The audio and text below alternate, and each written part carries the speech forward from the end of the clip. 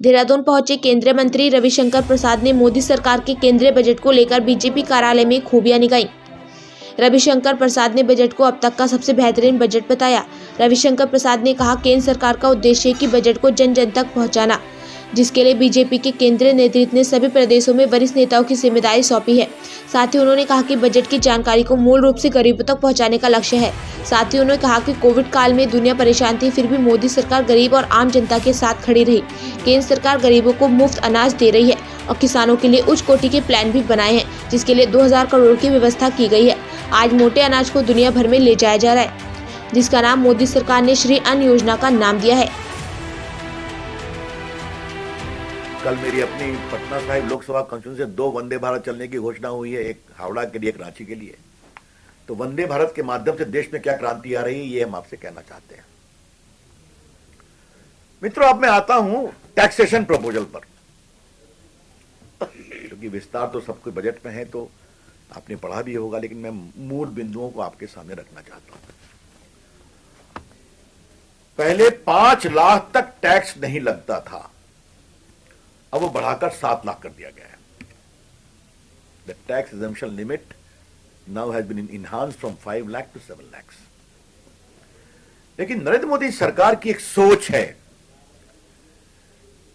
देश के लोग ईमानदारी से टैक्स दें।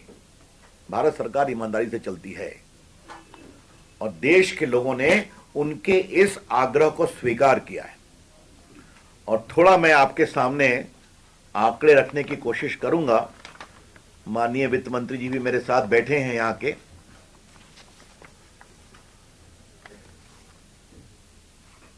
सत्रह 18 में 10 लाख करोड़ थी डायरेक्ट टैक्स के कलेक्शन, 10 लाख करोड़। 22-23 में बढ़कर हो गया 14 लाख करोड़। 18-19 में 11 लाख करोड़ बढ़ा, 19-20 में भी 11 लाख करोड़ रहा, बढ़ता गया। 21-22 में 12.50 लाख करोड़ हुआ, 14 लाख करोड़ हो गया है।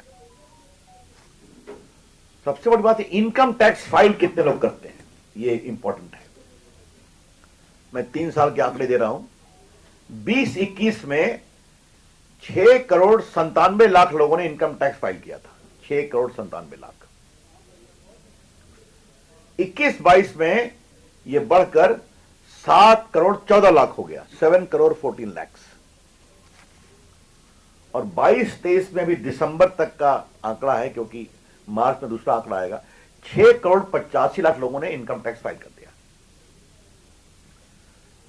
तो एक स्किल इंडिया डिजिटल प्लेटफॉर्म प्रधानमंत्री कौशल विकास योजना नंबर 4 शुरू किया जा रहा है, जिसमें ऑन जॉब ट्रेनिंग, जहां से लोग इंडस्ट्री के लिए जाएंगे, और फिर आपके 47 लाख यूथ को 3 साल में स्टाइपेंड दिया जाएगा through direct benefit transfer, digital skilling के कार्यक्रम के अंतर्गत 47 लाख लोगों को। और दूसरा, 30 स्किलिंग सेंटर खुलेंगे,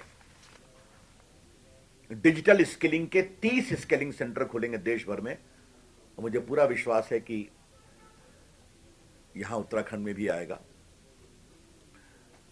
ये जो विश्वकर्मा योजना है, ये एक बहुत बड़ी योजना है।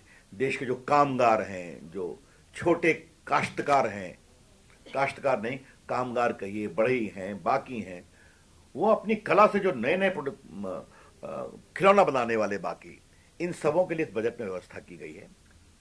इनका असिस्टेंस भी है और बाकी है, ये मैं आपसे कहना चाहता हूं। सीनियर सिटीजन के लिए क्या व्यवस्था की गई है, मैं टैक्सेशन पर अलग से आऊंगा।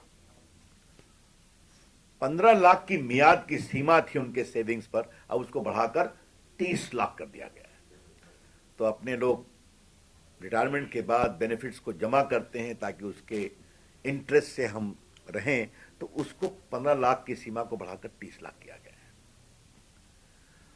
और जो रिटायर्ड कर्मचारी होते हैं, उनको जो इनकैशमेंट होता था, उसकी सीमा पहले 5 लाख थे, उसको 25 लाख कर दिया गया है, क्योंकि पहले वो 2002 की सीमा थी। तो क्या सीनियर सिटीजन, क्या महिलाएं, क्या नौजवान, क्या किसान आदिवासियों के लिए आपको मालूम है एकलव्य विद्यालय में 38,000 शिक्षकों की नियुक्ति होंगी, उनकी ट्रेनिंग की व्यवस्था की जाएगी। तो क्या हॉर्टिकल्चर, क्या एग्रीकल्चर, क्या फ्लोरिकल्चर, क्या डिजिटाइजेशन, क्या कोऑपरेटिव, क्या इंफ्रास्ट्रक्चर। हेल्थ में आपको मालूम ही है देश के 150 मेडिकल कॉलेज में नर्सिंग कॉलेज खोला जाएगा। मुझे पूरा उम्मीद है कि 3-4 नर्सिंग कॉलेज यहां भी मिलेंगे, उत्तराखंड में भी मिलेंगे।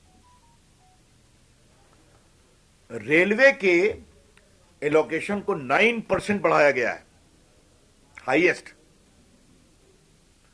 और मुझे जानकर बहुत खुशी हुई है कि यहां देहरादून और ऋषिकेश, हरिद्वार, इन सभी स्टेशनों को एक मॉडल स्टेशन के रूप में डेवलप किया जाएगा।